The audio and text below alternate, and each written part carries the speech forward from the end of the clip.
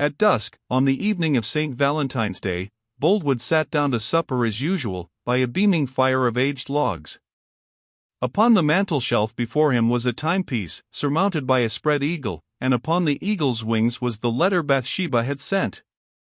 Here the bachelor's gaze was continually fastening itself, till the large red seal became as a blot of blood on the retina of his eye, and as he ate and drank he still read in fancy the words thereon, although they were too remote for his sight. Marry me. The pert injunction was like those crystal substances which, colorless themselves, assume the tone of objects about them. Here, in the quiet of Boldwood's parlor, where everything that was not grave was extraneous, and where the atmosphere was that of a Puritan Sunday lasting all the week, the letter and its dictum changed their tenor from the thoughtlessness of their origin to a deep solemnity, imbibed from their accessories now. Since the receipt of the missive in the morning, Boldwood had felt the symmetry of his existence to be slowly getting distorted in the direction of an ideal passion.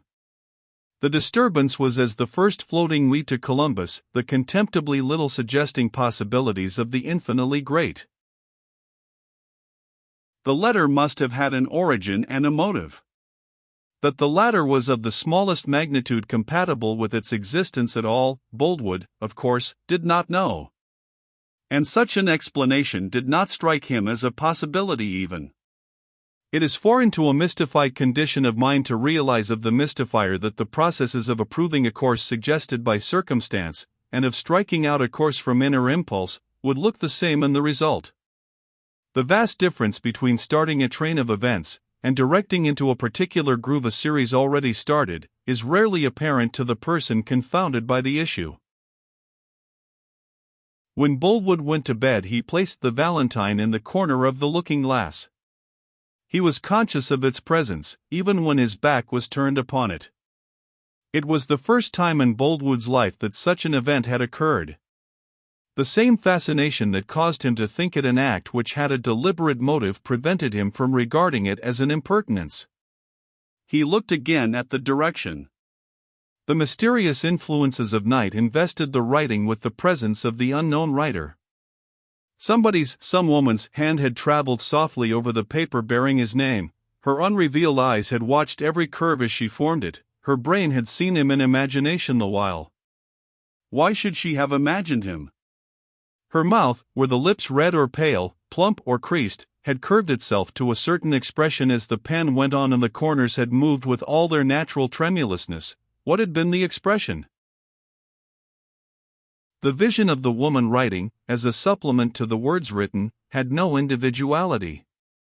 She was a misty shape, and well she might be, considering that her original was at that moment sound asleep and oblivious of all love and letter-writing under the sky. Whenever Boldwood dozed she took a form, and comparatively ceased to be a vision. When he awoke there was the letter justifying the dream. The moon shone tonight, and its light was not of a customary kind. His window admitted only a reflection of its rays, and the pale sheen had that reverse direction which snow gives, coming upward and lighting up his ceiling in an unnatural way, casting shadows in strange places, and putting lights where shadows had used to be. The substance of the epistle had occupied him but little in comparison with the fact of its arrival. He suddenly wondered if anything more might be found in the envelope than what he had withdrawn. He jumped out of bed in the weird light, took the letter, pulled out the flimsy sheet, shook the envelope, searched it. Nothing more was there. Boldwood looked, as he had 100 times the preceding day, at the insistent red seal. "Marry me," he said aloud. The solemn and reserved yeoman again closed the letter, and stuck it in the frame of the glass. In doing so he caught sight of his reflected features, wan in expression, and insubstantial in form. He saw how closely compressed was his mouth, and that his eyes were widespread and vacant. Feeling uneasy and dissatisfied with himself for this nervous excitability, he returned to bed. Then the dawn drew on.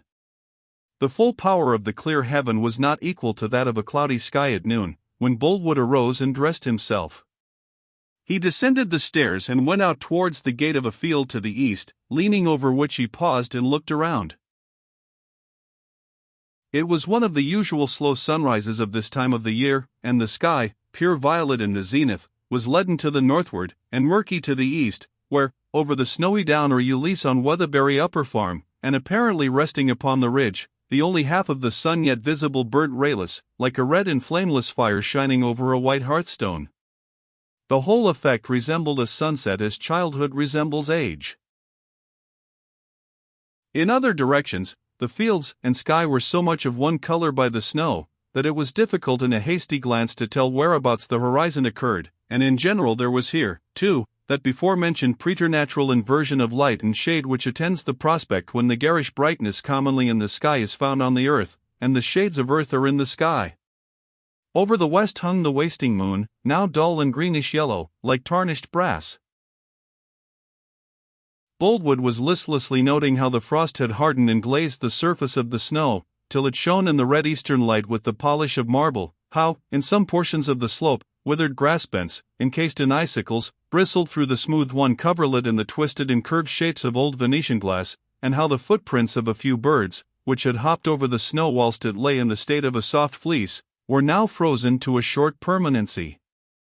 A half-muffled noise of light wheels interrupted him. Boldwood turned back into the road. It was the mail cart, a crazy, two-wheeled vehicle, hardly heavy enough to resist a puff of wind. The driver held out a letter. Boldwood seized it and opened it, expecting another anonymous one, so greatly are people's ideas of probability a mere sense that precedent will repeat itself. "I don't think it is for you, sir," said the man, when he saw Boldwood's action. "Though there is no name, I think it is for your shepherd." Boldwood looked then at the address. "To the new shepherd, Weatherbury Farm, near Casterbridge." "Oh, what a mistake! It is not mine. Nor is it for my shepherd. It is for Miss Everdene's. You had better take it on to him, Gabriel Oak, and say I opened it in mistake." At this moment, on the ridge, up against the blazing sky, a figure was visible, like the black snuff in the midst of a candle flame. Then it moved and began to bustle about vigorously from place to place, carrying square skeleton masses, which were riddled by the same rays. A small figure on all fours followed behind. The tall form was that of Gabriel Oak, the small one that of George. The articles in course of transit were hurdles. "Wait," said Boldwood. "That's the man on the hill. I'll take the letter to him myself." To Boldwood it was now no longer merely a letter to another man.